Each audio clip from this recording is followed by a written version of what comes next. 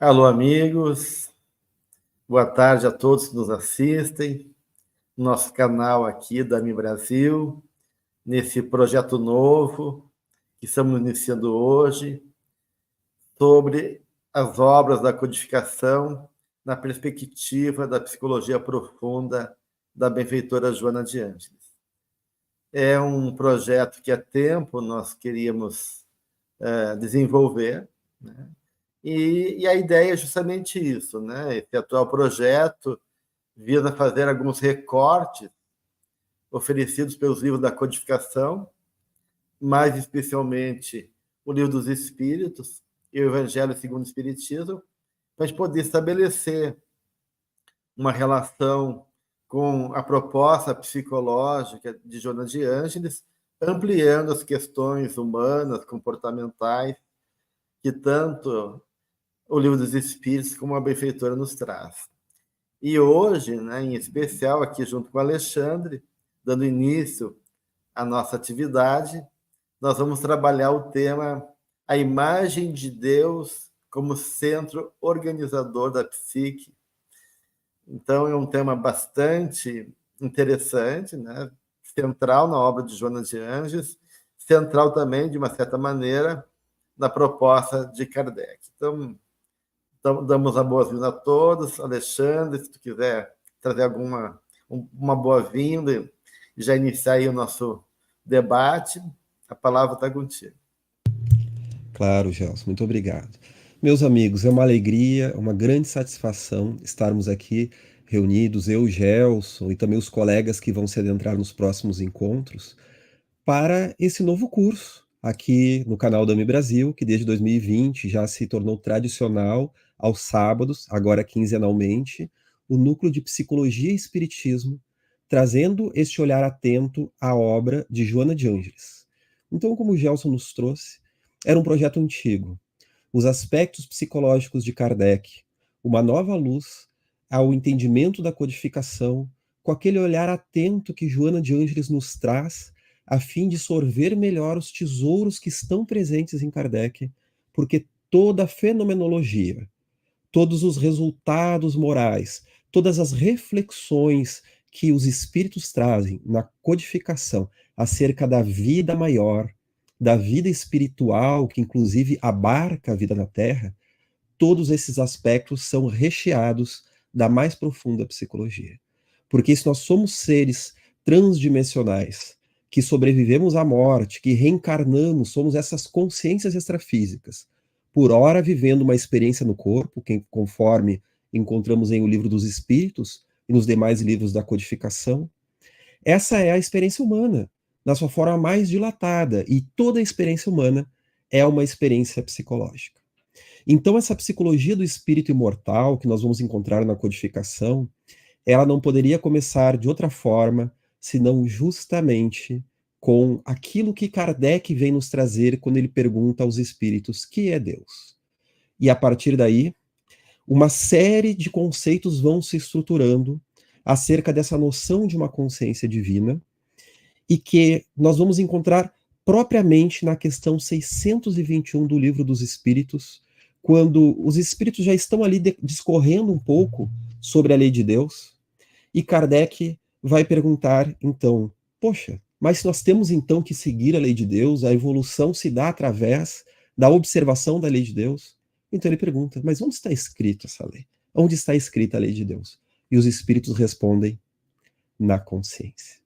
Claro que esta resposta não quer dizer a consciência em termos psicológicos, a consciência do ego, essa consciência transitória que nós temos aqui. Mas está falando da psique como um todo. Se nós fôssemos falar dentro da psicologia profunda, seria o equivalente a dizer que a lei de Deus está inscrita nos pródromos do espírito aqui presente, ou seja, nos pródromos da psique, do nosso psiquismo. Está gravado nele, e ele pode ser acessado gradualmente através do nosso esforço, como está ali no Livro dos Espíritos, através do nosso interesse em observar essa lei de Deus, através de uma atenção ativa para com essa lei. E aí Kardec várias vezes questiona, mas como que a pessoa vai se perceber disso? E aí vai falando que através da reencarnação, porque isso seria impossível fazer numa única existência, o ser ele vai se deparando com uma série de erros e acertos, e através dos erros, ele vai criando uma melhor consciência de si e do seu entorno. Ou seja, é uma experiência psicológica do velho erro e acerto, aonde nós vamos aos poucos discernindo o que me convém do que não convém. E a partir daí, nós podemos fazer, né, Gelson? E também o público que está em casa, vamos pedindo que já vão colocando as suas perguntas, né, vão aí colocando os seus comentários que nós vamos buscar responder, como sempre. E aí nós trazemos, né, Gelson, quando falamos dessa lei de Deus inscrita dentro de nós, escrita na consciência, nós podemos ver o que Joana de Ângeles nos traz, utilizando o termo self, tão rico a psicologia analítica de Carl Gustav Jung. Porque para Jung, o self é o arquétipo central, o organizador da experiência psíquica, e Joana vai trazer isso. Ele é o carro-chefe do nosso psiquismo, é o nosso eu maior, e ele tem ainda outros aspectos que a mentora nos traz e que nós vamos explorar hoje. Mas vamos começar então, Gelson, com essa correlação, né? Essa imagem de Deus inscrita dentro de nós, essa lei, essa diretriz que nos nossos erros e acertos, essa diretriz inconsciente, ela vai nos orientando, nos guiando, nos direcionando naquilo que Joana chama também de um deotropismo, uma busca de Deus, uma atração por essa imagem interior, que ainda é muito inconsciente para nós, mas ela está lá. E nós podemos aproximar isso com o que Jung nos traz do conceito do self, ou seja, né, um centro organizador, uma diretriz interior, a princípio inconsciente, que vai guiando, então, a nossa integração psicológica. E como é que fica essa aproximação aí? O que nós podemos dizer? Eu acho que já trouxe aqui, em poucas palavras, né, Alexandre, uma série de questões fundamentais para a gente poder começar a pensar essa questão de Deus e da imagem de Deus, né? E como isso, de uma certa maneira, esse processo na dinâmica psíquica. De uma certa maneira, né, na Gênese, né, quando Kardec vai comentar sobre Deus, sobre a presença da divindade, e que ele vai colocar que Deus tem uma relação pessoal com a gente, né? E que nós estamos envolvidos nesse hálito divino, né? E aí tem uma frase na Gênesis que estamos nele como ele está em nós, né? E ele cita, então, as palavras do Cristo, né? Então, de uma certa maneira, acho isso interessante, porque mostra já na Gênesis, assim como no Livro dos Espíritos, como tu colocou, né? Essa relação direta de Deus com a sua criação. Então, isso é uma coisa importante. E quando traz a pergunta o que é Deus, né, e não quem é Deus, tirando essa imagem antropológica de Deus, né, expandindo para muito além a questão da divindade, isso amplia também que as relações e a vivência de Deus vai se dar de um universo muito múltiplo de possibilidades. Então, nós, humanos, né, não vivemos sem uma imagem, né? Ou seja, do ponto de vista psicológico, a imagem é a configuração psicológica da existência do espírito. E, como tal, essas imagens, né, e quando eu falo imagem, não é imagem visual, né, gente? Imagens são forças organizadoras, né, que sustentam a nossa vida psíquica. Então, de uma certa forma... Um registro interior, né, Gelson? Essa imagem é um registro interior, né? Então, de uma certa maneira, isso começa a ampliar nossa dimensão de como Deus pode ser vivido e de que maneira essa vivência se estabelece como uma regência para todos nós enquanto processo espiritual e psicológico.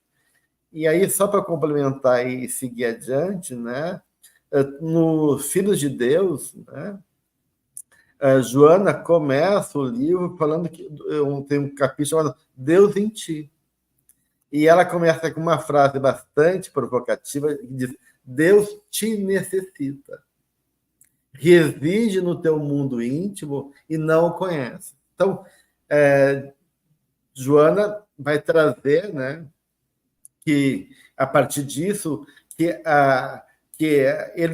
a divindade se manifesta em nossa vida de 1000 formas, diz a Joana, mas que a gente permanece ignorando.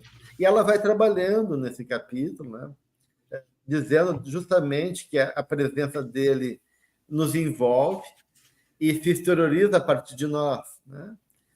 E que está ligado a todo o movimento da vida, né? E que a todo momento nós estamos recebendo da divindade força e intuição, né, para poder nos movimentar em favor da nossa plenitude, né? Então, de uma certa maneira, nesse campo mental, né, onde não só o pensamento, mas também o movimento da vida, que se transforma em comportamento, seja em palavras e atos, né, vão traduzir a presença de Deus em nós, né? Então, Joana vai dizer que nós crescemos com Deus. Isso eu acho interessante, né? Quando o Alexandre falou que a compreensão de Deus, a imagem dele vai mudando conforme a evolução, né? E aí, no final, ele fala que Deus te necessita, diz a benfeitora. E isso é uma questão importante, né? Porque o Jung também trazia isso, né? Que nós precisamos de Deus para existir e que Deus precisa do homem para se fazer conhecido, reconhecido, né? Então ela diz: Deus te necessita, em ti refletido, para que todos o vejam, sintam e amem. Então a gente vê que essa imagem divina, né, que a gente vai aprofundar na questão do conceito do self, que o Alexandre está apresentando, né, para o estudo, reflete também, tanto do ponto de vista de uma força reguladora, que é a própria dimensão do divino em nós, enquanto também expressão nossa como espírito, onde Deus pode se expressar através de nós, né? Onde nós, enquanto self, enquanto espírito, podemos também refletir a vontade de Deus e, de uma certa maneira, então, nos reconhecer, né, como porta-voz do seu amor e de sua presença junto aos nossos irmãos. Então, eu acho bem bonita, né, essa mensagem de Joana, que para a gente poder começar, de uma certa maneira, né, Alexandre, ir ampliando um pouquinho e circunambulando esse tema do self, que é tão complexo, né, para a gente poder aprofundar essa ideia de imagem divina e força autorreguladora dentro de cada um. É uma passagem essa, Gelson, muito marcante mesmo de Joana, porque vai nos trazer, meus amigos, não aquela concepção tacanha do pensamento mágico, talvez daquele Deus punitivo, mas esse Deus que ele é desenvolvedor do espírito. Para o processo, vamos começar aqui com Kardec, com o processo evolutivo do espírito, da evolução intelecto-moral, há uma diretriz interior. O espírito, como está no capítulo sobre as leis morais e a lei natural, que é a terceira parte do livro dos Espíritos, que é a leitura para hoje, né? Nós temos ali o link para o programinha aqui abaixo na descrição do link, né? De cada encontro, o programa de cada encontro. Ali vai nos trazer justamente que o espírito, ele é criado simples e ignorante, mas ele traz dentro de si esse registro de Deus, esse chamado de Deus, e conforme ele vai dilatando a sua experiência nos seus erros e acertos, ele vai se encontrando com essa imagem interna. E aí isso é desenvolvedor do ser. Isso traz uma diretriz, uma capacidade de integrar opostos, de se complexificar no bom sentido da palavra, não é ficar complexado, tá, pessoal? No sentido de ficar dividido psicologicamente, mas se tornar de um ser simples e bruto num ser mais complexo, com camadas mais harmônicas, mais claras, com maior entendimento e maturidade, ao longo de muitas encarnações. E nós vamos ter, então, esse instinto psicológico. Nós costumamos dizer, né, que se essa resposta da questão 621 é uma verdade, não tardaria para que as ciências viessem a descobrir em diferentes momentos esse aspecto. E nós temos justamente nesse self de Jung, e a gente pode ver, né, Gelson, quando nós temos a diferença da teoria do Jung para do Freud. Porque para o Freud, o inconsciente é o inconsciente caótico, o depositário somente do material recalcado. E para o Jung, a psique como um todo, que abarca, claro, né, uma grande parte inconsciente e uma parte consciente, ela é organizadora. Ela tem elementos caóticos, tem elementos dissociados, tem material recalcado também no inconsciente. Mas nós temos ali essa diretriz divina. E isso está presente em nós, seria o nosso eu maior, o self. Por isso a palavra ego, que é eu em grego, e self, que é eu em inglês, os dois dizem respeito ao eu. Só que o ego é o eu menor, o centro da consciência, e o self é esse eu maior, que seria então a nossa totalidade psíquica, essa totalidade psicológica. Então nós vamos vendo que aquilo que está presente em Kardec, a psicologia está encontrando. E nós vamos ver, por exemplo, no humanismo, que nós temos uma tendência organizadora também que é colocado, né? A tendência de desenvolvimento. Nós temos outros elementos como a psicologia positiva, a logoterapia de Viktor Frankl, que fala então da busca de sentido, que nós somos movidos então por uma busca de sentido. Jung vai falar da busca do significado, que abarca então sentido, então uma coisa dialoga com a outra, né? O sentido é um atributo do significado, filosoficamente falando. Então, esse instinto da alma, não é mais um instinto do corpo, é um instinto da alma. E aí nós vamos fazer todas as correlações, né? Porque a partir daí, vamos pegar uma parte de Kardec aqui, Gelson, e daí depois a gente pode trazer alguns atributos do self. Claro que como é um conteúdo profundo, né, a gente vai trazendo as gotinhas, vai colocando. Isso aqui já está sendo trabalhado aqui na Mi Brasil há bastante tempo. Já tivemos várias aulas sobre self-individuação. Nesse livro aqui, a série psicológica de Joana de Ângeles, Fundamentação Teórica para Coordenadores de Estudo, no volume 2, é aqui do nosso núcleo esse livro, em que estudamos a obra da benfeitora. No capítulo 19, essas conexões que nós estamos fazendo hoje são bastante desenvolvidas, então isso aqui é um bom suprimento para entender a live de hoje, para aprofundar mais também, para expandir isso em nossas vidas, né? Nós temos aqui, na questão 626, uma pergunta de Kardec. Porque eles estão explorando, então, que Jesus seria o guia e modelo da humanidade. Já que nós temos essa lei de Deus, como é que nós vamos aprender? Então, nós temos grandes exemplos, grandes mentores, grandes espíritos mais elevados que vieram aqui na Terra demonstrar isso. E o ápice dessa demonstração foi o Cristo. Ele foi o melhor guia e modelo da humanidade que Deus permitiu encarnar aqui para que nós tenhamos uma diretriz. Porque tudo que está em Jesus, todas as características que estão em Jesus são as características humanas, porém planificadas. O elemento sociedade, família, corpo, religiosidade, amor, afeto, posses e espírito, ciência e alma, todos os pares de opostos, todos os tipos de percepção, a vivência do bem, a vivência do mal, o sacrifício, a guerra interna e a guerra externa, a irmandade, o orgulho e o egoísmo, a caridade, a paciência, todas essas temáticas humanas estão no Cristo planificadas, estão todas planificadas. Então, ele é o grande modelo humano. E daí na questão 626 tem uma pergunta de Kardec. Só para Jesus foram reveladas as leis divinas e naturais? Antes do seu aparecimento, o conhecimento dessas leis, só por intuição os homens o tiveram? Já não dissemos que elas estão escritas em toda parte? É a resposta dos espíritos. Desde os séculos mais longínquos, todos os que meditarem sobre a sabedoria hão podido compreendê-las e ensiná-las. Pelos ensinos, mesmo os incompletos que espalharam, prepararam o terreno para receber a semente. Estando as leis divinas escritas no livro da natureza, aquilo que os filósofos e cientistas renascentistas já falavam, né? Estando as leis divinas escritas no livro da natureza, possível foi ao homem conhecê-las, logo que as quis procurar. Aí a vontade ativa de querer procurá-las, né?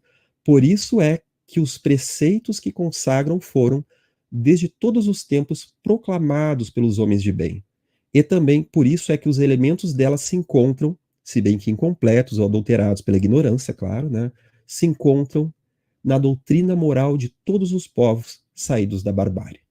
E logo depois, na questão 628, vai nos trazendo que, ao longo de eras, os indivíduos foram recebendo verdades, intuições, sabedorias dessa lei de Deus, dessa diretriz que vai guiando a evolução na Terra, que vai guiando o ser humano, o aprendizado espiritual, só que elas se encontravam esparsas dentro de conjuntos, muitas vezes equívocos como um todo, na sua maioria, e cheios de emblemas e mitologias, mas que para um estudioso não há sistema antigo da filosofia, nenhuma tradição, nenhuma religião que seja desprezível, pois em tudo há germes dessas grandes verdades, só que estavam esparsas, e no Cristo aquilo se encontra plenificado, né? Então, por isso que nós vamos reconhecer conhecimentos da Grécia Antiga, da China, da Índia, do Egito, que falam a mesma língua do Cristo, porém esparsos. São elementos que se completam. Assim como aqueles conhecimentos que surgem num ambiente, depois surgem também em outro, né? Então temos essa lei divina que vai nos orientando, né? Conforme os espíritos trazem e a psicologia está encontrando, né? Mas aí, Gelson, como é que a gente pode puxar mais elementos aí do self para entender como é que essa lei, na leitura psicológica do self, vai direcionando aí a vivência psicológica? Não sei se quer falar disso agora também, É, é, né? por, é por isso que na 619, né, eles colocam que todos podem conhecê-la, né, mas nem todos a compreendem. Então, essa lei divina, né, e aí a gente tem essas duas imagens que a gente tem de Deus, né, duas formas de poder compreender Deus, né, Deus como amor, né, que é trazido pelo apóstolo João, né, mas também se as leis naturais que refletem a perfeição divina estão dentro de nós, né, na nossa consciência, então essa relação Deus, essa consciência, que é esse princípio ético que habita em cada espírito, né, a gente pode dizer que conhecer a lei é conhecer Deus. Então, porque as leis naturais representam a dinâmica harmônica e perfeita da vida que expressa, então, o próprio pensamento, digamos assim, de Deus. Então, Deus também é a verdade. Chegar à verdade é chegar em Deus. Chegar no amor é chegar em Deus, né? E Joana vai, de uma certa maneira, trazer justamente, né, que Deus se encontra em toda parte, como o próprio Livro dos Espíritos coloca em toda a sua obra, né? Então, ela refere da sinfonia dos astros, no espaço infinito, no processo acelerado dos ritmos das micropartículas. Então, de uma certa maneira, a gente está em tudo, a gente respira Deus, a gente vive Deus, né?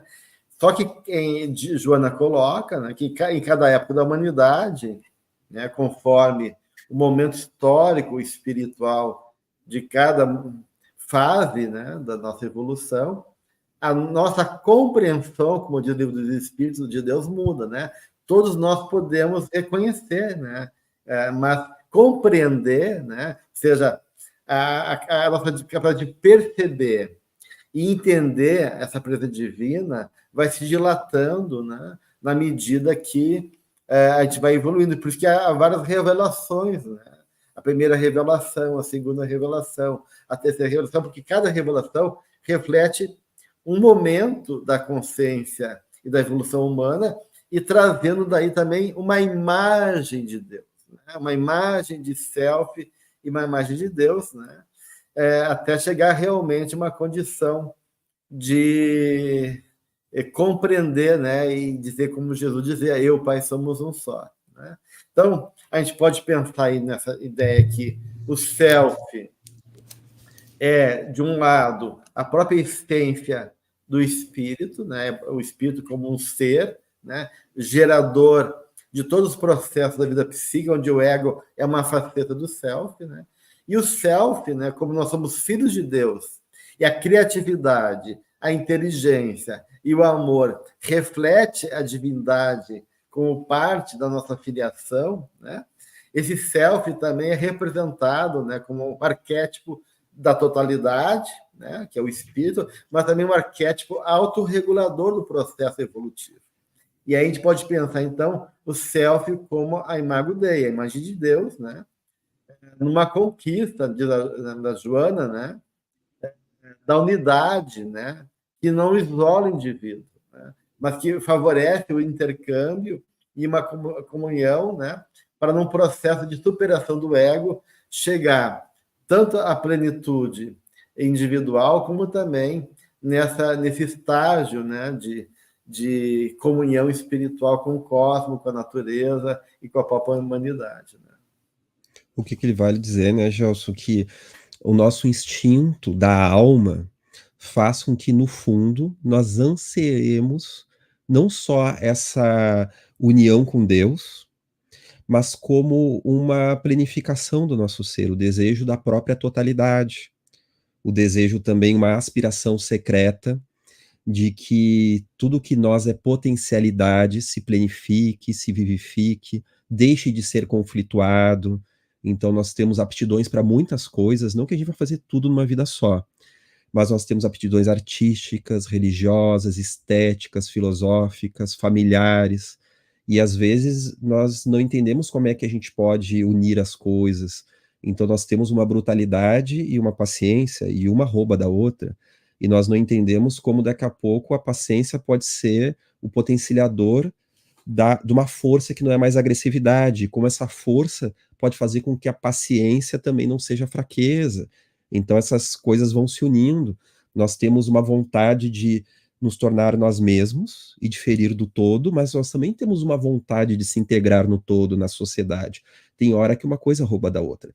Então essa vontade de planificação vai fazer com que esses opostos vão se integrando, vão se fortalecendo, né? E aí essa nossa visão de mundo que é bruta numa civilização ao longo das eras, aonde a reencarnação, e conforme está no livro Nosso Lar, não é a sucessão de gerações que ocorrem uma através da outra, mas são as mesmas que reencarnam. Né?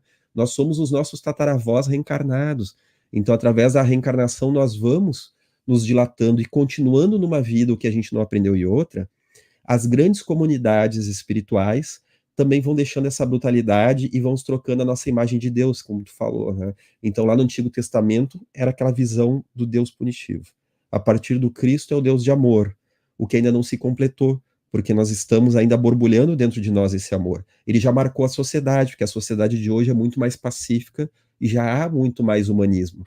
Mas não há guerra e violência da mesma forma, e não convivemos também com o crime e com a hediondez, seja de que há criaturas pacíficas e criaturas hediondas, e até mesmo nós, que somos criaturas pacíficas, e dependendo da provocação, viramos nós mesmos criaturas hediondas, em diversos momentos da nossa vida. A gente mostra que tem outro ladinho, né?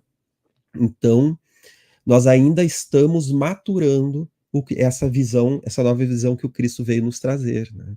E com Kardec, é o Cristo também trazendo o preparo de uma nova etapa em que a consciência do mundo espiritual vai nos ajudar a entender melhor, porque a psicologia, então, pode ser uma psicologia maravilhosa, com todas essas correntes lindas que estão por aí, cada uma com seu contributo, mas ela pode ser perigosa se não tiver esse desejo do amor e da autossuperação. Jung vai nos trazer que o trabalho com a sombra psicológica, por exemplo, que são os nossos lados mal trabalhados, agressivos, maldosos, ou então somente desconhecidos, né? Ela só é possível se nós nos carregarmos do melhor que há em nós, da nossa máxima bondade, até mesmo de um pensamento religioso, senão a gente não suporta o que está torto dentro de nós, os nossos aspectos não trabalhados. E aí a gente pode aproveitar isso, né, Gelson, que a gente está falando hoje do self, essa lei de Deus dentro de nós, essa imago Dei, que é feita a imagem e semelhança de Deus, essa diretriz evolutiva, para falar, dar até algumas pistas de coisas que nós vamos ver o curso inteiro, que são de quantos aspectos psicológicos nós temos em Kardec. Porque em Kardec nós temos já uma noção do inconsciente. Porque ele não fala que isso fica latente dentro de nós, guardado a memória de vidas passadas. Os espíritos não trazem a ele que a memória da reticidade de vidas passadas ficam guardadas e vão surgindo nessa vida como tendências, más tendências, boas tendências, a presença das virtudes, tanto a brutalidade quanto a genialidade de um pequenino, por exemplo, isso fala de um trabalho já construído, ou seja, nós estamos vendo aí uma área inconsciente, que a psicologia chama de inconsciente, e que Freud achava que era só o recalcado, e Jung vai dizer que ali tem potencialidade que nunca foi vivida aqui na Terra e que pode ser acessada, pode se realizar. Nós temos ali a leitura dos complexos, a questão da mediunidade, né, nosso ser extrafísico, onde as conversas espirituais dialogam com complexos também, com outros lados da nossa personalidade, mas tudo isso dentro dessa noção, dessa imagem interna. Então, falando um pouco do self, tu vai me interrompendo, tá, Gelson? Eu selecionei alguns elementos aqui do self, um resuminho, tá? Queria Bem, mais bem devagar, cartilha. falar algumas coisas importantes, Alexandre, acho que a gente pode ir mais devagar. Falou Tá. sobre a questão aí importante, né, que tu trouxe sobre a questão da própria sombra, tu traz a questão dessa dimensão do inconsciente em Kardec. Então, acho que a gente podia ir aprofundando um pouquinho esses pontos antes de ir levando adiante, né? Tá. Já que tu está trazendo esses pontos, porque até essa relação do inconsciente com o self, né? Porque justamente no despertar do espírito, nós nos esperamos com um termo que Joana usa, né? Que é o superconsciente. E também ela vai usar em outro momento da obra a ideia de inconsciente sagrado. Então tem essa ideia do inconsciente, né? Que pulsional do Freud, que tem a ver com o passado, o nosso lado animal, instintivo, né? E tem também essa dimensão do inconsciente como uma força criativa, né? Que nos impulsiona para a finalidade maior da evolução, que é a perfeição.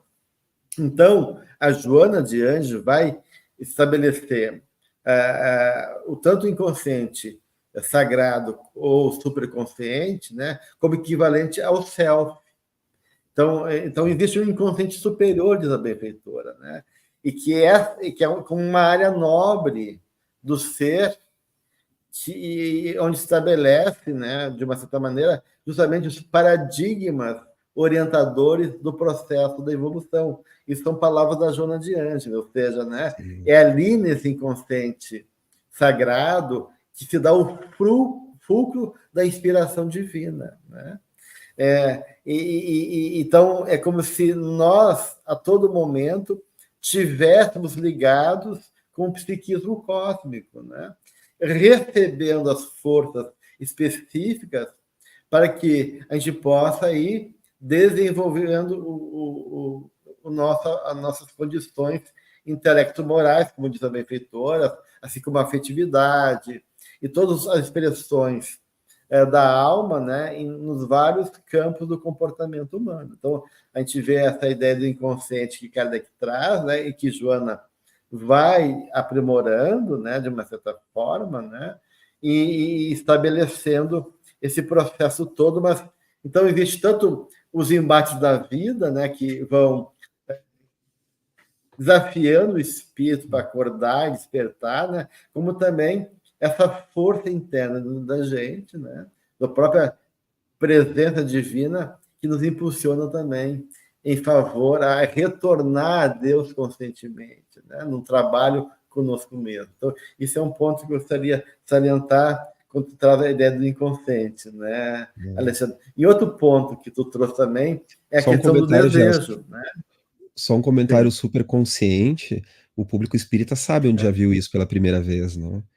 André Luiz, no Mundo André Luiz Maior. também usa o termo no mundo maior, isso. E uma outra questão também, então, de uma certa maneira, é como se a gente pode se dizer ateu, mas no fundo do ponto de vista espiritual, ninguém é ateu, né? Porque justamente, né, o desejo reflete a nossa natureza incompleta, né? Platão, alguns filósofos cristãos falaram assim, se a gente não desejasse, a gente seria completo em si mesmo, perfeito. Como a gente não é perfeito, a gente deseja. Então, o desejo, que para Freud está baseado no princípio do prazer, né? que tenta recuperar, então, alguma memória mais arcaica de algo que foi prazeroso e gratificante, do ponto de vista de Joana de Ângeles e do Pop Jung, o desejo é movido pela falta. Algo que nos falta, algo que tem um valor de alma para a gente. Né? E esse valor de alma, de uma certa maneira, é a projeção do nosso self. Então, o self como essa figura divina e o self como aquela necessidade essencial, fundamental, que sustenta a nossa vida. Então, no desejo, o desejo é sempre fruto de uma carência e de um reconhecimento de algo que é de suma importância para a gente, a ponto desse desejo se tornar um ponto central em nossa vida. Então, a gente pode dizer que o desejo acaba sendo a projeção do self naquilo que rege a nossa vida, né? Ou seja, tem algo de divino que a gente projeta através do desejo, ou seja, aquilo que, para mim, é a busca mais importante na minha vida. Pode ser uma paixão por alguém, pode ser o sexo, pode ser o poder, pode ser o sucesso. Então, Jung vai dizer que ninguém vive sem Deus. A gente pode só apenas escolher o Deus que a gente quer, né, de certa maneira, adorar. Então, ali, o livro do Silvio fala da lei de adoração, vai falar dessa dinâmica toda, né? Então, no fundo, por trás de todos os desejos, como diz o Alexandre, há um anseio. E esse anseio é de Deus, é da plenitude. Então, só isso que eu queria trazer, né, Alexandre? Eu vou pegar uma ponta disso em aí. relação... Claro, já vou pegar uma ponta Sim. disso aí. Como nesse momento eu desejo um quindim, só que eu não posso, não vai dar certo. Vamos explicar melhor para o público, né, essa questão do desejo, né?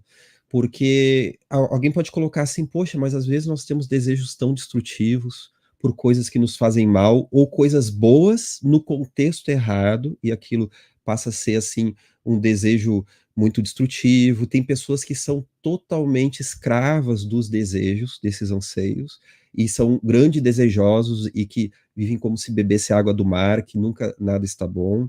Vamos explicar melhor. É que todo desejo, ele é uma falta necessária de algo verdadeiro. Só que como nós não sabemos ainda ler esse desejo, nós encontramos sucedâneos. O que quer dizer a palavra sucedâneo? É um substituto de baixa qualidade, que não é realmente algo que vai nos auxiliar. Isso é estudado já a longa data pela psicologia, o quanto, por exemplo, os sexólatras, no fundo, estão querendo conexão, mas eles não estão conseguindo muitas vezes conectar. O sexo, ele traz conexão, traz afetividade, mas muitas vezes a forma desesperada, a pessoa não conecta com nada nem com ninguém. O alcoólatra, por exemplo, muitas vezes ele está buscando um remédio, ele está buscando anestesiar alguma coisa, é uma vontade do espírito. O fumar, as drogas que são, de alguma forma, fumadas também, os cachimbos, as drogas, os baseados, eles também muitas vezes são formas de tentar ter aquela plenitude, aquela sensação do ar, do pneuma, do espírito.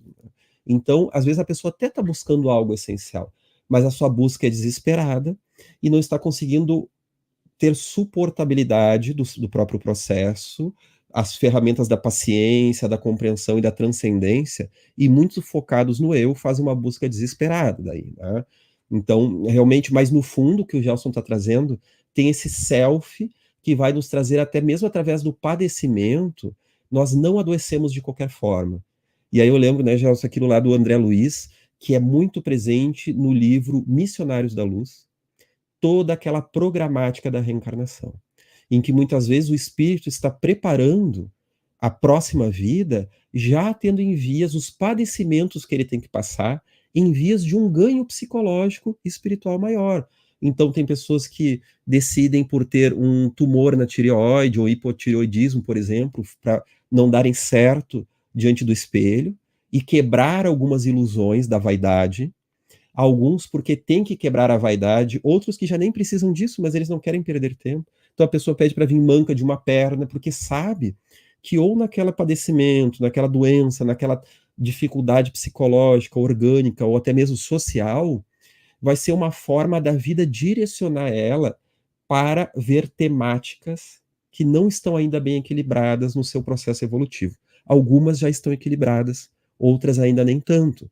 Então nós vamos padecendo esses encontros, o que tem tudo a ver com o que Jung vai trazer, que mais importante que estudar uma depressão, uma síndrome do pânico, uma mania, é entender por que que aquela depressão, por que que aquele sintoma está se manifestando, o que que a alma quer através daquilo.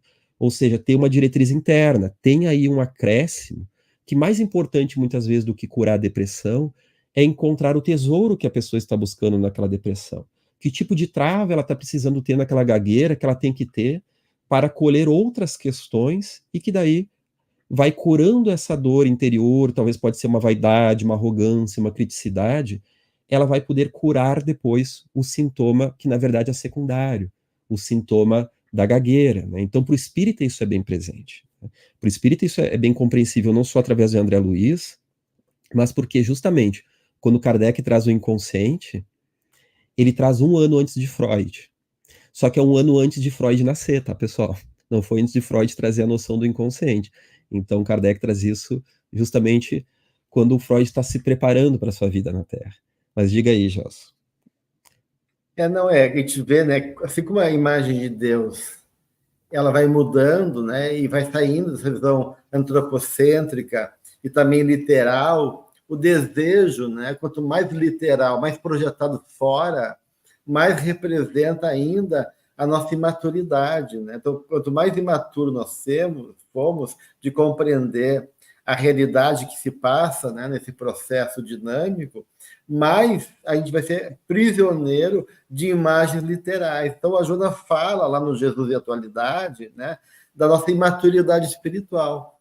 Então, há no homem, né, latente uma tentativa ou de inconsciência, e a projeção, o desejo, é uma forma de fazer consciência, né?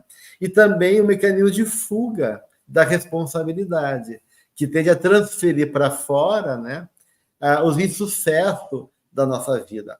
E aí Deus acaba sendo até, muitas vezes, o culpado, né, de tudo na vida da gente. Então, então a gente vê que, de uma certa maneira, seja pela força de atração que a vida nos provoca, seja pela revolta e a tentativa de culpar Deus, né, de alguma forma, ainda reflete esses núcleos imaturos da gente que não conseguimos ainda aceitar dentro dessa lógica perfeita da lei natural, o amor divino que nos sustenta e nos move em favor dessa conquista maior. Mas tudo é movimento, né? Tudo é movimento que nos impulsiona em favor, né, dessa caminhada, mesmo que a gente tenha que se perder para se achar em algum momento. Se perder para se achar. Tu sabe que a colocação que tu fez antes, eu lembrei de uma passagem aqui da Joana, Gelson, e já vamos ouvir algumas perguntas do público já já, tá? No livro Ser Consciente, no capítulo, eu acho que é o capítulo 7, depois eu trago aqui qual que é, tá? Que diz o seguinte, falando sobre a individuação, que é essa realização dessa integração psicológica possível na presente encarnação, que é essa ação do self sobre a consciência atual e sobre a personalidade. Diz assim, essa busca interior se expressa como uma forma de insatisfação em relação ao já conseguido. Claro que não é aquela insatisfação do eterno reclamão, tá, pessoal? Que esse é um problema sério, a pessoa sempre insatisfeita, mas é um determinado tipo de insatisfação. Os valores possuídos não preenchem mais os espaços interiores, deixando vazios emocionais. Uma necessidade de aprimoramento psicológico, superando os formalismos, os modismos, o estatuído circunstancial, nos quais a forma é mais importante do que o conteúdo. O exterior é mais relevante que o interior. Uma consciência lúcida, que desperta para os patamares superiores da existência física, uma incontida aspiração para as conquistas metafísicas, em face da vigência permanente do fenômeno da morte em ameaça contínua. Pois que a transitoriedade da experiência física se apresenta de exíguo tempo, facultando frustração, uma imperiosa busca de paz, desvestida de adornos e de condicionais, e um amplo anseio de plenitude. Então, todo o fruto positivo da civilização humana vem desse anseio profundo, né? tem alguns atributos do self, né, já os que a gente pode trazer aqui, que claro, né, quem já acompanha pode depois voltar em outros cursos aqui sobre a fundamentação teórica para coordenadores de Joana de Angelis, se fala do self, da individuação, mas de uma forma bem simples. O self, então, para Jung, ele é tanto a psique como um todo, psique é o nosso aparelho psíquico, a nossa mente, né? Samuel Andrews fala que isso é equivalente em Jung, né? A mente, né, como um todo, a mente no seu aspecto mais amplo, no seu significado mais amplo, não só os pensamentos atuais, mas a mente como um todo e a psique, né?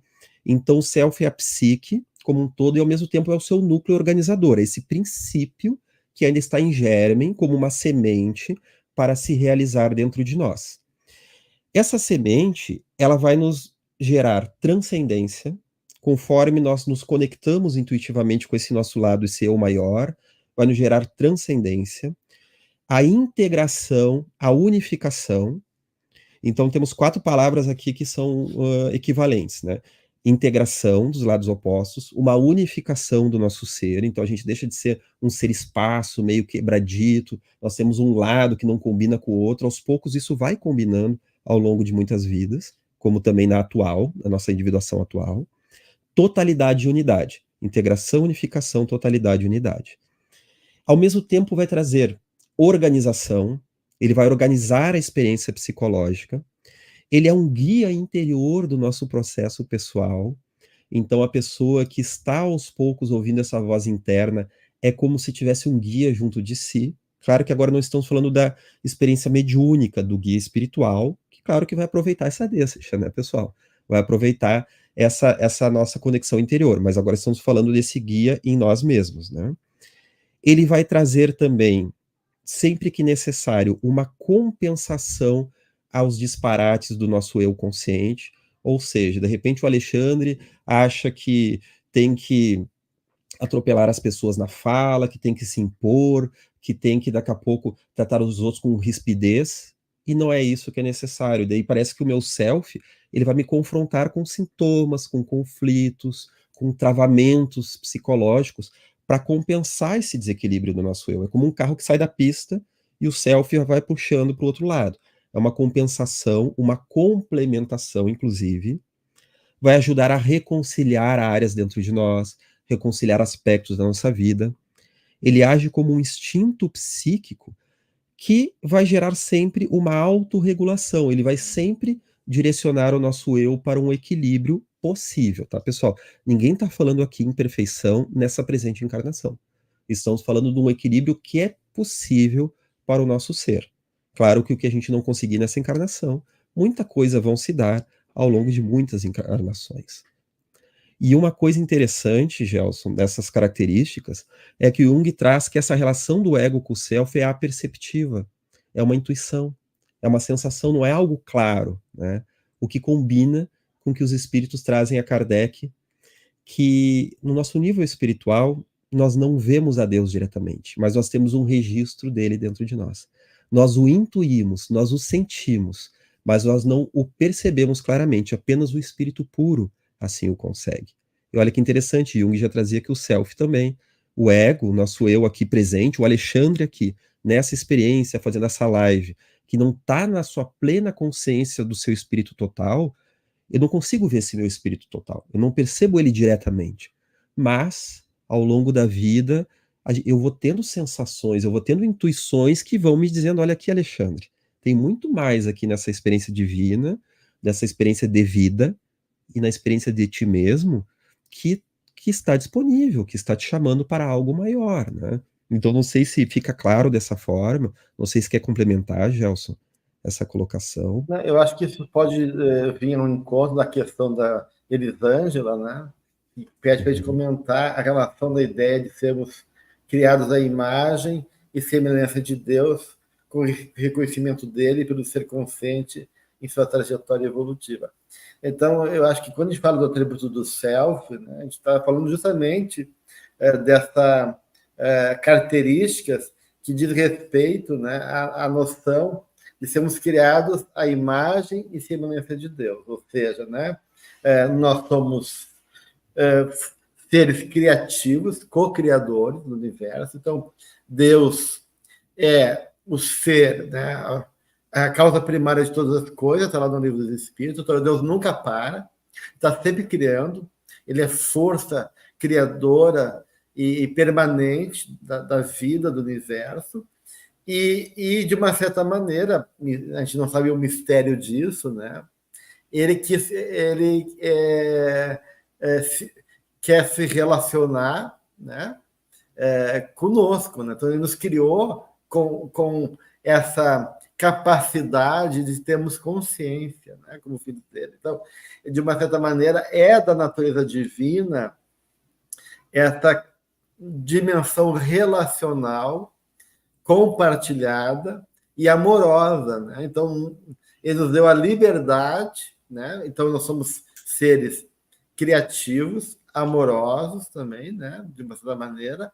E então tem uma potência dentro da gente, potência divina, de realizar coisas. Tá? Então, é isso que se fala em imagem e semelhança de Deus. Não é uma imagem física, literal, Deus é humano, né?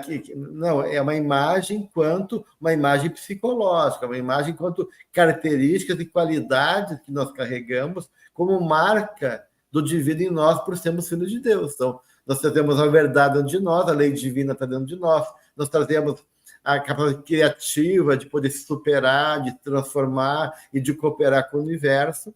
A gente tem também a capacidade amorosa, né, que a gente vai expandindo e conseguindo compreender o que é o amor. Então, tudo isso reflete, de uma certa maneira, esse processo e que tem a ver com essa busca de unidade aí que o Alexandre falava, que faz relação com o self, né? Essa busca de plenitude e unidade, da qual o self é o grande regente, dando significado às coisas. Então, o self é o elemento que dá significado e sentido à nossa vida. As coisas não são sem sentido.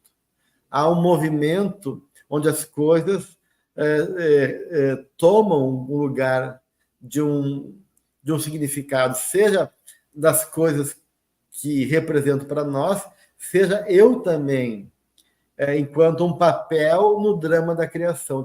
Eu também tenho um significado, um mito pessoal a realizar, né, enquanto destino que me cabe nessa dinâmica da vida e do papel que eu assumo, então, frente ao processo criativo. Interessante também, Gelson e amigos que estão em casa, né? Nós vermos que, então, vamos puxar mais um pouco a organização teórica, né? O pessoal que estuda Joana já sabe desse ponto, então, que esse centro organizador, que é a imagem de Deus na psique, ele corresponde ao nosso eu total, né? O que Joana vai dizer que o self é equivalente ao espírito. Ou seja, o que seria o self junguiano, da psicologia profunda, é o espírito. Então, nós equivalemos dessa forma. Claro que temos que ter alguns cuidados. Então, quer dizer que André Luiz, quando ele sai da matéria, ele desencarna e está lá naquela experiência inicialmente umbralina, ele está então pleno do self, com todo o seu potencial? Claro que não. Então, ele ainda está muito inconsciente, ele está complexado naquele confronto com a sombra, importantíssimo que a gente viu no curso anterior agora, né, sobre a experiência de André Luiz na visão de Joana de Ângeles. Na verdade, então o self ele é o espírito em sua potencialidade máxima. Então, ele é o espírito que vai se realizar como um todo ao final de muitas encarnações, quando se tornar, claro, espírito puro. Aí ele já vai ter realizado o self como um todo. Então, em cada vida a gente realiza o self através da individuação, dentro do que é possível. O que a gente não termina numa, continua em outra, né? E ela coloca no livro Vida, Desafios e Soluções.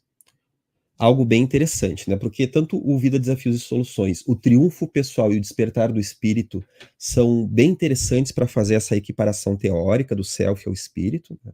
Ela traz o seguinte: o self não é apenas um arquétipo aptidão, mas o espírito com suas experiências iniciais e profundas de processos anteriores nos quais desenvolveu os pródromos do Deus interno nele vigente, face à sua procedência divina desde a sua criação.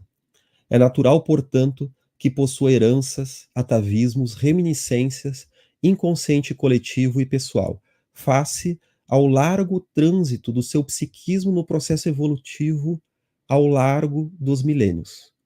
Herdeiro de si mesmo, o self é mais que um arquétipo, sendo o próprio ser espiritual precedente ao berço e sobrevivente ao túmulo. Com esse conceito, entender-se-á melhor todos os mecanismos conflitivos e aspirações libertadoras que caracterizam o ser pensante. Capítulo 7. Eu acho interessante no Vidas, Desafios e Soluções, ela coloca também, né, que nesse oceano de realidades, onde o inconsciente está presente, então, não só está guardado toda a experiência do ser, desde a sua primeira expressão, né, Alexandre, até o momento atual da nossa evolução, né, onde a nossa lucidez, a nossa inteligência já fala de uma capacidade de compreender melhor a realidade nesse processo de pensamento cósmico que ela fala que a gente está indo ao encontro, em direção, né? Então ela fala que nós estamos rumando, estamos indo ao encontro do pensamento divino. Olha só, isso a Jona fala. Que ela fala que isso é igual à autorrealização do self em nós. Então, de uma certa maneira, o self é esse espírito, como o Alexandre está dizendo também, né? Mas também o self é o pensamento divino, ou seja, a força organizadora, enquanto essa imagem divina que nos sustenta e vem lembrar quem a gente é na nossa essência. Porque a gente possa avançar nessa realidade que é o próprio eu, no sentido mais profundo, e nos percebendo nessa potência divina que habita em nós. Então, o self tem esse conceito duplo, né, aparentemente contraditório, né, antinômico, né, ou seja, é uma coisa e outra ao mesmo tempo, porque, de uma certa maneira, a realidade do espírito reflete a realidade divina. Né? Então, por isso que o self equivale tanto a uma coisa como a outra. E essa realização, Gelson, que a gente pode falar na individuação, né? O que a gente poderia falar, então, se o self é o espírito, a ação do self na personalidade, individuação, o que a Joana nos traz aí? Quando ela é no livro o livro Em Busca da Verdade, né? Que é um livro também muito, muito profundo, muito rico, quando ela vai trazer a parábola dos talentos, né? Ela fala do Senhor que emprestou os recursos ao servo. Então, essa interpretação que Joana coloca aí, né, dos talentos, como o self portador de infinitas potencialidades, né, que sempre a distribui a fim de que seja canalizada para resultados positivos. Tá? Então, e diz a Joana, é de relevância, portanto, que o self, na condição de Deus interior, infege a aquisição de uma crença. Então, a ideia é que a gente depende de algo, que a gente crê em algo, que a gente necessita de algo, que a gente está numa relação com algo maior, né? Está ligado justamente nessa dinâmica gerada para o self, né? Para que assim, né, nesse processo, a gente possa, de uma certa maneira, né, ir reconhecendo uma relação amorosa com Deus, né, e, ao mesmo tempo, compreendendo a nossa necessidade de cultivar essa relação, participando da vida e podendo também, de uma certa maneira, né, mobilizar esses recursos divinos que trazemos em cada um, né, em favor da individuação. Então, a individuação, de uma certa forma, né, ela nos aponta, né, nessa conquista de uma unidade, né, de uma unidade enquanto indivíduo, né, e de uma unidade enquanto uma comunhão cósmica, né, para chegar naquele ponto que a gente já comentou aqui, de dizer, eu, Pai, somos um só. Uhum. Claro, e sabe que tu falando também, a gente pode pensar assim, né, Gelson, que as metanecessidades que Joana nos traz, de que essa religiosidade que tu está trazendo, lembrar o público, né, que é essa leitura religiosa da vida, esse reconhecer de uma sabedoria maior, não necessariamente aquela religiosidade do pensamento mágico e dogmática que mais gera conflito psicológico. Ela é uma forma, é uma busca de Deus, claro, mas é uma forma que nós estamos o completando com os nossos conflitos psicológicos. Mas claro que nós estamos falando aqui Deus como uma experiência psicológica interior, que a pessoa vai então reconhecer que há um mistério maior do que ela, por mais que ela busque conhecer o universo através da ciência, o que é maravilhoso. Isso é necessário uma humildade de saber que a gente não vai dar conta de tudo, mas que há uma sabedoria, até a própria base da ciência com o Renascimento, onde os grandes filósofos e cientistas eram profundamente espiritualistas, é baseado numa noção de que se a natureza provém de Deus, ela traz uma perfectibilidade, ela pode ser estudada, ela tem um senso, ela é lógica, inclusive, né? E que isso pode ser visto uma harmonia, uma obra harmônica de Deus reconhecível na natureza. Sem isso não haveria ciência, sem um princípio interior organizador da psique, nenhum tipo de trabalho psicológico seria possível, porque seria somente um grande caos, a vida seria sem sentido, seria apenas um desrolar de sensações, de desejos talvez sem significado mais profundo, de dor e satisfação das necessidades orgânicas,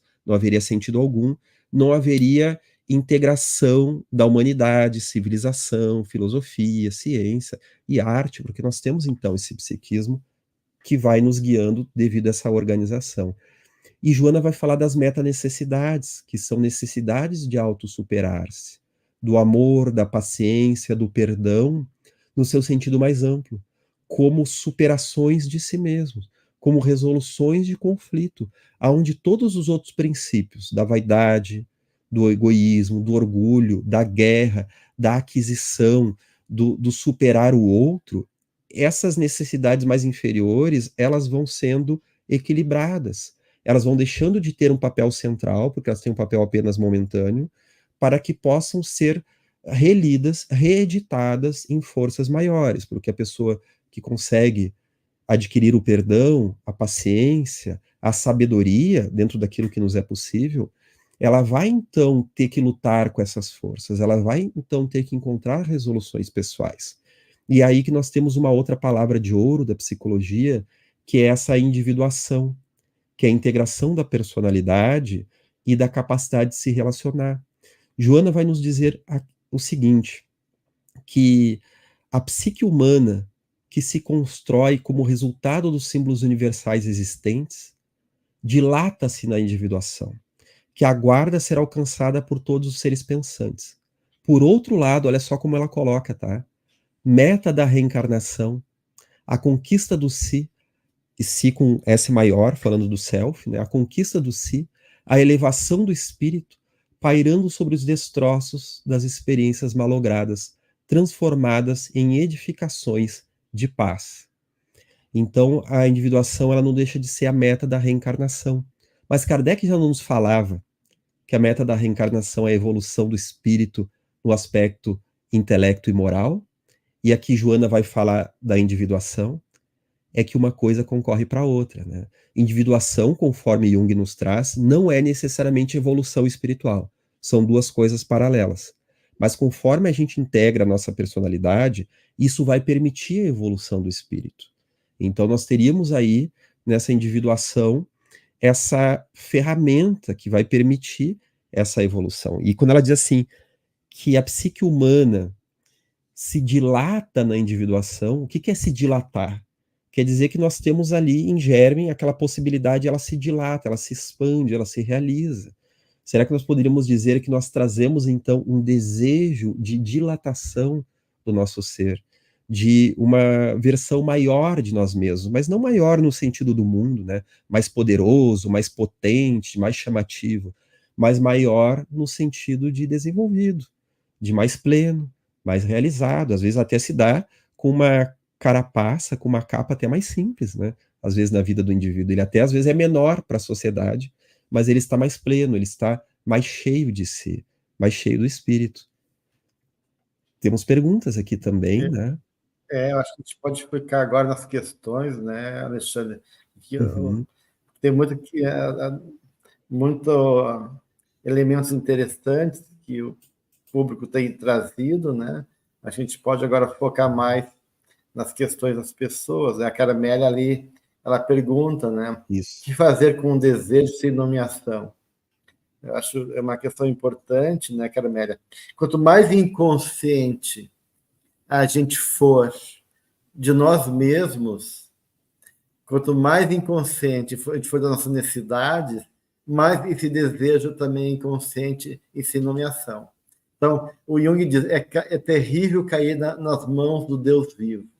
E os Deus vivos são nossos impulsos, né? Porque aquela questão que eu já falava, né? A gente só pode transformar essas compulsões, que é uma busca do self, é uma experiência do self, toda compulsão é uma experiência do self, mas a gente está vivendo no literal, né? Nessa dinâmica prisioneiro dos impulsos, desse Deus vivo. Então, a gente só vai poder transformar e mais do que nomear, mais do que compreender qual é o significado que está por trás daquele impulso, daquele desejo. Então, quando a gente começar a compreender que existe por trás de qualquer desejo literal um movimento simbólico, né, um significado simbólico que não é literal, a gente vai conseguir, de uma certa maneira, trazer e integrar aquele movimento de uma forma a realizar aquele processo em nós e nos libertar de sermos escravos do impulso de um desejo que nos aprisiona. Então, quando a gente não sabe o que se passa, né, a questão toda de Joana é justamente ir para dentro, né? E a própria experiência de Deus, ela diz que é necessário o silêncio interno, né? Porque a gente possa, de uma certa maneira, perceber, né? Porque, de uma certa forma, o que se quer nesse momento atual da humanidade é que a religião saia de uma projeção concreta de uma igreja de pedra para que ela se transforme num templo interno da gente, né? Então, eu diria que a melhor forma de a gente poder buscar e tomar consciência é criar um diálogo conosco mesmo.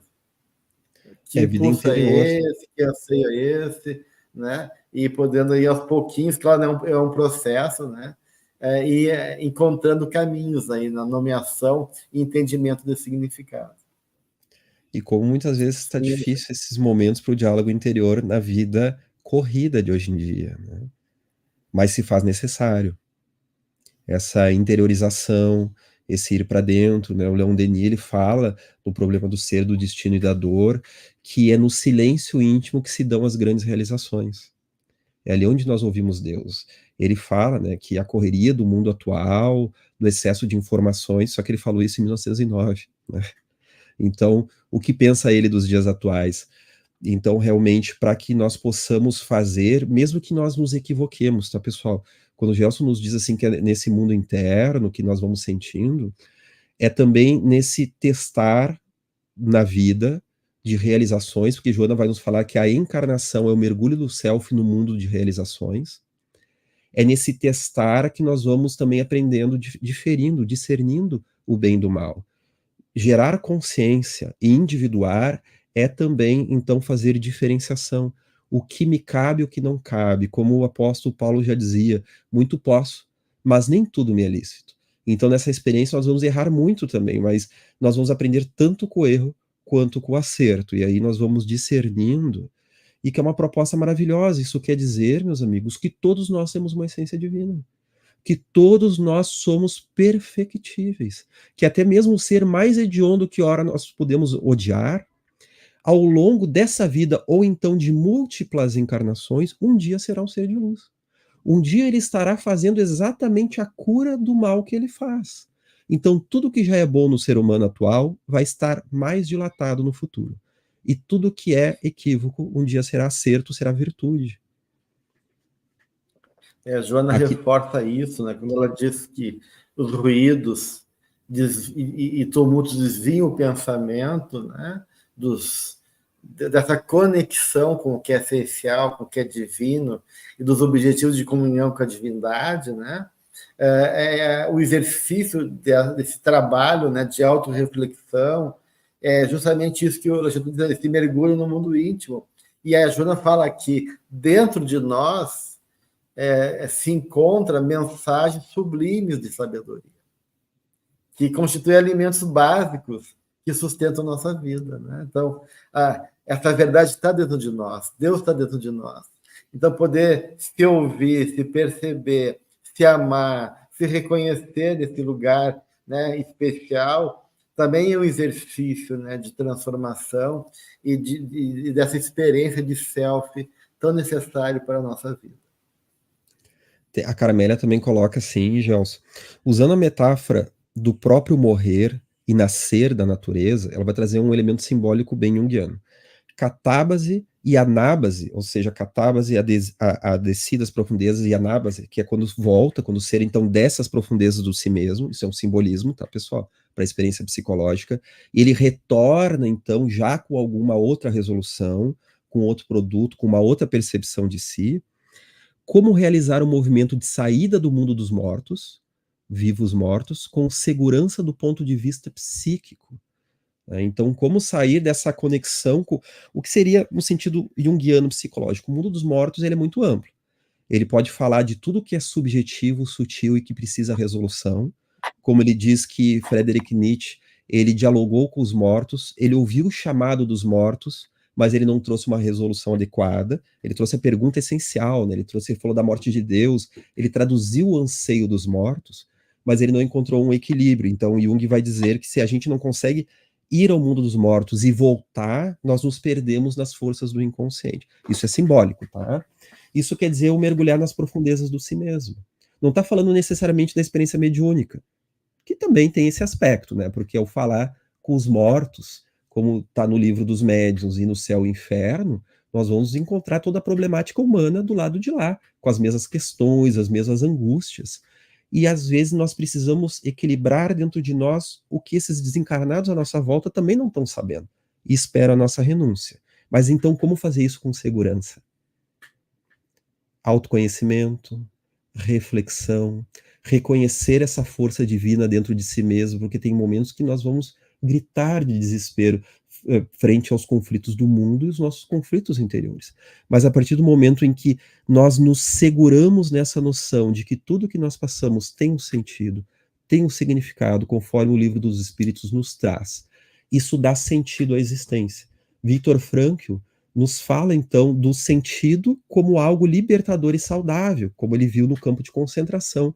Isso ajudou ele a não enlouquecer. E Jung vai nos dizer que o pior sofrimento é o sofrimento sem significado. E aqui nós vamos explicar melhor. Todo sofrimento tem significado. Então nós poderíamos traduzir isso que Jung traz, que é aquele sofrimento que nós não conseguimos ler o seu significado. Então estar aberto para isso é um bom guia, é um bom recurso, a reflexão é um bom recurso para entrar em contato com a experiência do si mesmo, com a experiência psicológica e até mesmo com a transcendência, que é a experiência mediúnica espiritual, sem se perder. Já complementando, né, até para a gente ler outras perguntas aqui, Chico Xavier, em determinada ocasião, ele foi levado em desdobramento por Emmanuel. Você sabe dessa história, né, Gelson? Que Emmanuel levou ele e disse o seguinte: hoje, Chico, eu vou te levar para conhecer a esfera onde vive Jesus, a dimensão psicológica do Cristo. Você se alimente frugalmente, vai deitar mais cedo, e você vai ter essa experiência. E diz o Chico que ele saiu em desdobramento e Emmanuel foi levando ele a ver o mundo de longe, o planeta, e foi vendo então o nosso sistema solar, foi vendo a nossa galáxia e foi se afastando, se afastando, se afastando, numa época que nós não tínhamos ainda as imagens de satélite de fora do espaço para saber como era a Terra. E que aquilo foi sendo uma experiência tão grandiosa e tão maravilhosa que começou a ser terrificante. E ele começou a ficar angustiado com tudo aquilo. E diz ele na sua narração que ele conseguiu transmitir o pensamento a Emmanuel, dizendo o seguinte: Emmanuel, por favor, eu quero voltar porque eu quero tomar um café. Ou seja, né, ele precisou se agarrar na sua humanidade, porque por mais maravilhosa que fosse aquela experiência, era transcendental demais. Ele já estava se perdendo diante de tudo aquilo. E ele precisou, então, desse simples, porque Jesus, para fazer a sua missão aqui na Terra, precisou se fazer carpinteiro. Nós precisamos de transcendência, mas nós precisamos também do corpo, do simples, da experiência imediata, para que nessa complementariedade, nenhuma dessas duas experiências, a experiência de self, a experiência de ego, ela seja enlouquecedora, ela seja possível de ser vivida. Então nós temos que ter fé que, por mais tortinha que seja a nossa vida, ela tem um sentido, um significado. Quando a gente fala em catábase, é uma descida ao inferno, né? É uma descida ao inferno, e onde estabelece uma morte, para depois vir um renascimento, que é a anábase. Então, a gente pode fazer essa relação agora, né, com a paixão de Cristo, o salve de aleluia, e amanhã a Páscoa, a morte e renascimento, onde a gente pode questionar, né, de uma certa maneira, o que aconteceu com Jesus, né, nos 3 dias que Cristo esteve no inferno, né? Então, antes de ascender, Jesus também desceu. Então, isso para mim simboliza a necessidade que toda ascensão espiritual necessita de uma experiência de descida também. Claro, ele foi lá consolar Judas, ele foi despertar aqueles que estavam adormecidos, né? Mas, de uma certa maneira, isso psicologicamente é muito rico para a gente. Então, essa questão da Carmela é interessante, porque, de uma certa maneira, né, para que eu possa descer com segurança, né, eu tenho que, de uma certa maneira, reconhecer e aceitar que eu tenho esse inferno.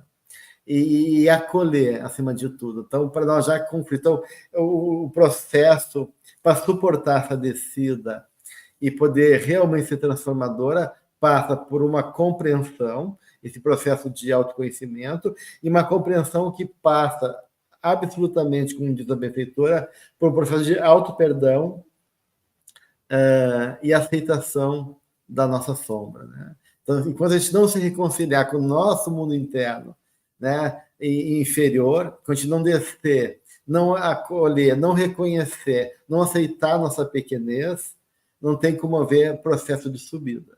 Então, isso me parece que é uma questão bem importante aí, né, para que esse processo seja realmente eficaz. Então, tem que haver humildade do ego, para reconhecer nossas partes vulneráveis e ver nelas também não só a malignitude, mas potenciais esquecidos por estarem negligentes, se tornarem infantis e, de uma certa maneira, destrutivos, né? Mas ali também tem muito ouro escondido. Esse não vê só a malignitude, vê então esses processos que vieram tortos por quem infantis, ele é essencial, né? Já sabe que a gente poderia falar então que esse descer das sombras pessoais e na relação é uma necessidade da evolução do espírito. Por isso que os espíritos de luz, eles têm necessidade psicológica de descer as sombras, até mesmo as sombras umbralinas, porque ele sofre consigo, ele não evolui se ele vê o seu irmão na treva sem fazer nada.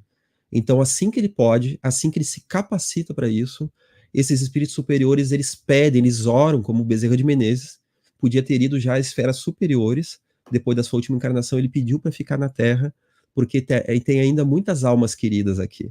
Ele se preocupa ainda com a humanidade terrena, e ele não suporta ver sofrer, então ele tem esse amor.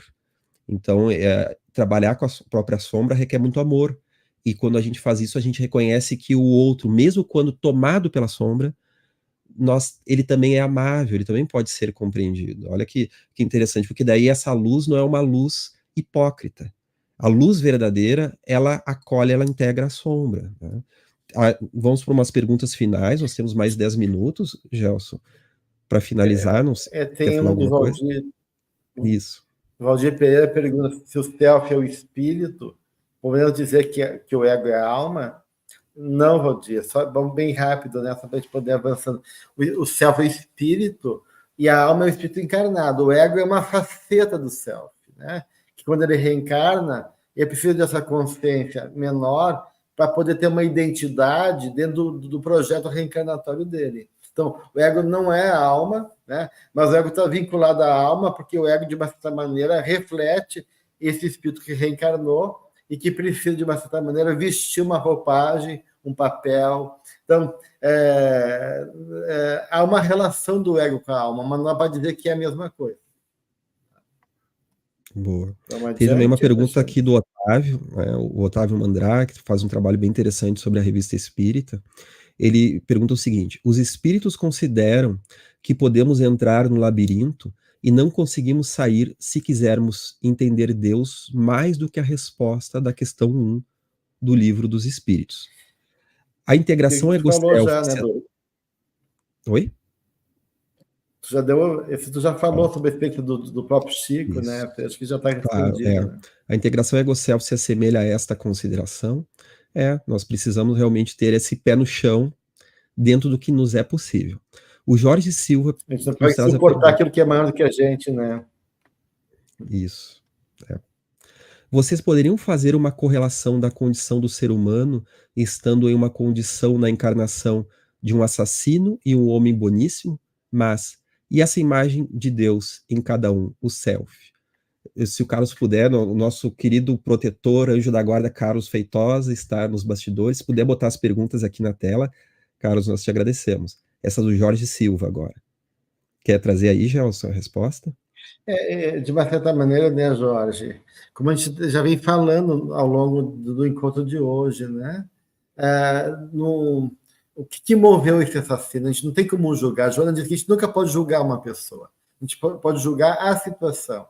Porque o que vai por trás da atitude de cada um, a gente não tem consciência nem recurso para avaliar. Mas, com certeza, né? Eu recomendo um livro do Ângelo Agarro, que a FEB tem, chamado Grandes e Pequenos Problemas. E tem um capítulo que é o problema de amar a Deus, onde ele vai falar sobre justamente essas almas que matam por amor, que agem por questões movidas por violência, e ele vai explicando que ali também tem o amor presente, mesmo que enganoso, equivocado. Então, de uma certa maneira, né, por trás de um assassino tem um filho de Deus. Né? Quem não se equivoca? Quem não, em outras encarnações passadas, não foi também um assassino ou alguma outra atitude? E estamos aqui agora. Né? Então, muitas vezes, nesse anseio, nesse impulso, né? Como eu falava para vocês, há um sentido, um significado, mas justamente por ele não poder compreender, né? Eu acabo de uma certa maneira literalizando e me perdendo nesse movimento. Eu lembro a história de um americano, um prisioneiro americano que matou a namorada e a filha. Estava preso e ele dizia, né, que de uma certa maneira, quando ele era pequeno, toda a relação dele de amor era ligada à violência. O pai dele espancava ele e dizia: eu estou fazendo isso por amor. E ele acreditou que o amor vinha com ferida, vinha com violência, né? Claro, tem toda também a dimensão do próprio espírito, daquilo que ele traz de outras vidas, e ele acabou assassinando, né, a namorada e a filha. E aí a mãe da namorada dele acolheu ele, e ele disse que a partir dela ele foi compreender o que era realmente amar. Então, de uma certa maneira, né, existe um anseio ali, né, de uma busca. Só que muitas vezes a gente está prisioneiro de certos condicionamentos internos, né? Ou na rebeldia do poder que a gente pode assumir por nós mesmos, que Deus nos dá liberdade, né? O livre-arbítrio dizer não, não para Ele, não para a lei divina, né? E a gente está exercitando também a nossa potência, né? Tudo isso, de uma certa maneira, mesmo que torta, reflete, de uma certa maneira, esse espelhamento e esse impulso divino que está em nós, né? Porque o impulso ele tem que ser compreendido, né? E expressado adequadamente. Então todo impulso ele é um atributo, não é uma qualidade. Né? Todo impulso ele pode ser bom ou ruim, né? Porque o impulso são forças autorreguladoras que nos movem, né? Mas que tem uma intenção favorável. Agora, como nós temos o livre-arbítrio, a gente pode se perder nessa dinâmica. Mas isso não quer dizer que a gente está que a imagem de Deus não está lá presente, só que a gente compreendeu ainda, não assimilou ainda de maneira adequada. agora de forma sucinta também. Tem mais uma pergunta da Roberta logo em seguida, que diz assim, se pudermos botar na tela: como posso entender quando se fala em obra contra a natureza, quando estamos em busca dessa relação pelo self, no sentido amplo? Ela buscou aí uma questão do conceito de Jung, a individuação como uma obra opus contra a natura, obra contra a natureza. Vamos pegar o que Jung traz também, que é a individuação. Por que ela é uma obra contra a natureza? Porque nós temos uma natureza de nos jogar nos instintos, de forma indiferenciada. Mas nós temos uma outra natureza interior, inconsciente, que vai nos falar ao contrário, que nós devemos então lidar com esse instinto. Às vezes nós vamos ter que segurá-lo, não realizá-lo, para a realização do instinto da alma, que é esse arquétipo divino em nós, da individuação. Ou seja, daí Jung vai trazer uma outra configuração. Em vez do opus contra a natura, ele complementa com natura contra a natura. A natureza que não é realizada momentaneamente, ela é momentaneamente frustrada para que outra natureza integrativa possa se realizar. Por isso que a pessoa, no seu processo de individuação, muitas vezes ela não vai poder se jogar na sociedade como ela gostaria.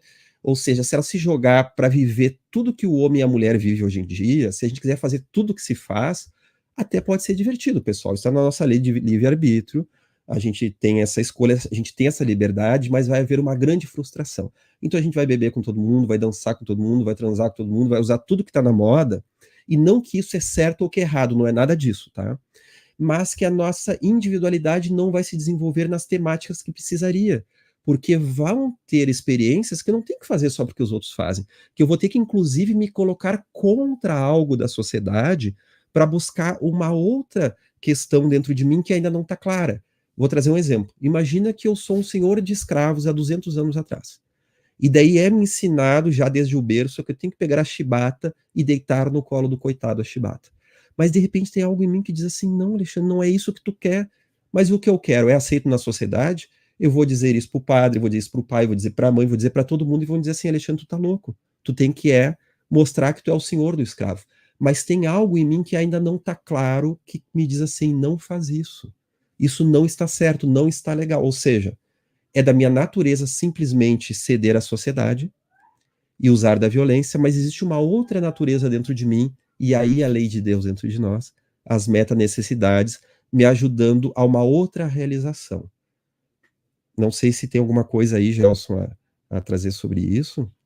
Não, podemos ir avançando, né? Nós já estamos nos minutos finais, não sei se vai dar tempo aqui da gente ler mais alguma pergunta. São muitas tantas, eu acho que isso aqui daria tantos outros encontros, né? O Jorge LDH Lenson. Oi? O Jorge já leu. Jorge Silva? Não, é outro Jorge. Aqui ele diz assim, ó, tem o antes do Juan Pablo Condado. Deixa eu ver aqui. Jorge, deixa a tua pergunta depois nos comentários que a gente tenta responder ao longo da semana, certo? Juan Pablo Condado. Dr. Gelson, em relação à necessidade de que Deus tem de nós, essa reflexão minha estaria correta? A necessidade que nós temos de Deus é a do Espírito criado por seu Criador como nossa fonte guia de progresso, ele continua depois, e guia de progresso, para o qual ele proporciona-nos as melhores condições. No entanto, a necessidade que Deus tem de nós é a do Pai amoroso, que protege seu filho até que ele atinja a maioridade. Daí ele continua numa terceira, que diz o seguinte: momento em que nós vamos a desfrutar dos mais altos níveis de pureza e complacência em comunhão com Deus, como Cristo já experimentou. Este é o meu filho amado, em quem me comprazo, em Mateus 3,17. Então ele traz essa pergunta aí já.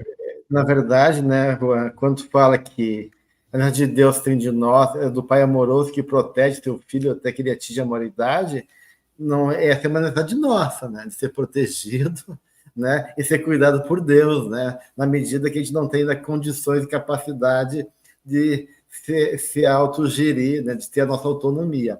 Então, quando a Joana coloca, né, que Deus necessita de ti, E Jung também coloca isso, Jung é categórico, que ele fala assim, que o homem precisa de Deus para existir, mas o homem precisa de Deus para ser reconhecido, é que Deus, por ser justamente esse pai amoroso, e o amor ser uma característica dele, como é que ele vai viver o amor se ele não compartilhar, se ele não, de uma certa maneira, estabelecer possibilidade de interação? Então, ele precisa do homem para viver a sua própria condição amorosa e se fazer reconhecido. Então, quando o Jonas fala lá em Filho de Deus, que Deus precisa de ti, ele está falando justamente dessa necessidade de que Deus possa ser reconhecido através da gente, né?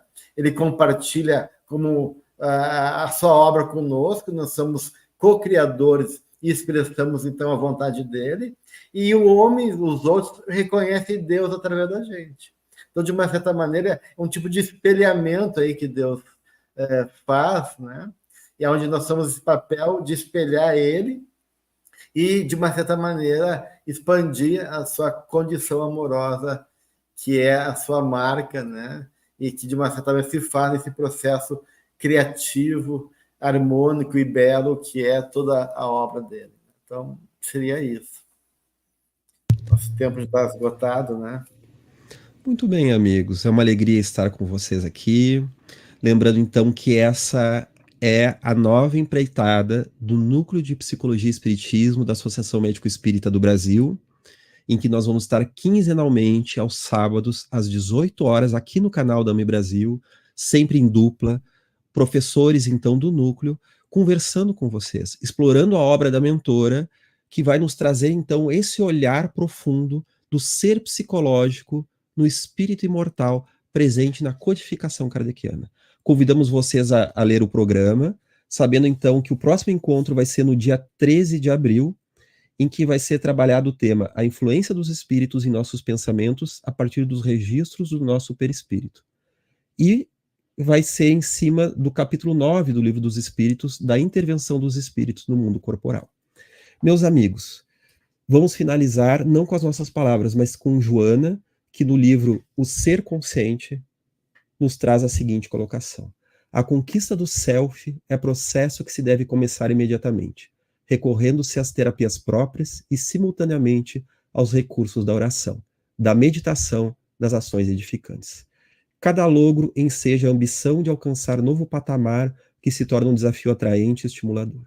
Ninguém, pois, pode deter-se nos níveis inferiores de consciência, relegando a plano secundário o si, a realidade ambicionada.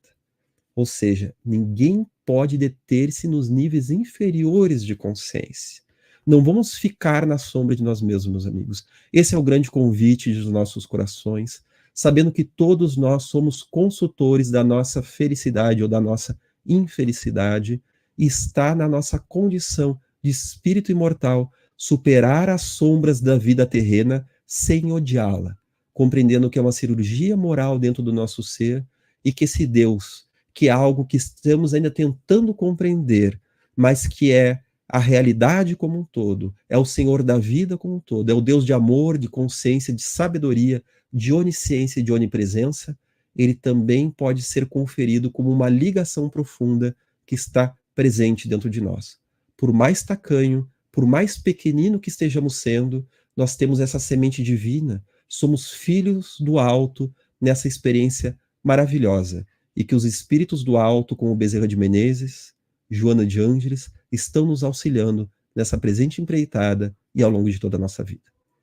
Vamos pedir então que compartilhe esse vídeo, envie nos grupos de WhatsApp, nas redes sociais, para que esse estudo possa chegar a quantos forem os interessados. Deixe o like para que o YouTube possa sugerir para mais pessoas, então, em busca desses assuntos que têm a nós nos beneficiado, e acredito que irá beneficiar também a todos os interessados. Obrigado, Gelson, pela parceria hoje e por estarmos Boa noite aqui. a Obrigado ao todos. Carlos. Boa noite, meus amigos. E boa Páscoa, de muito renascimento espiritual para todos, tá bom? Que assim seja.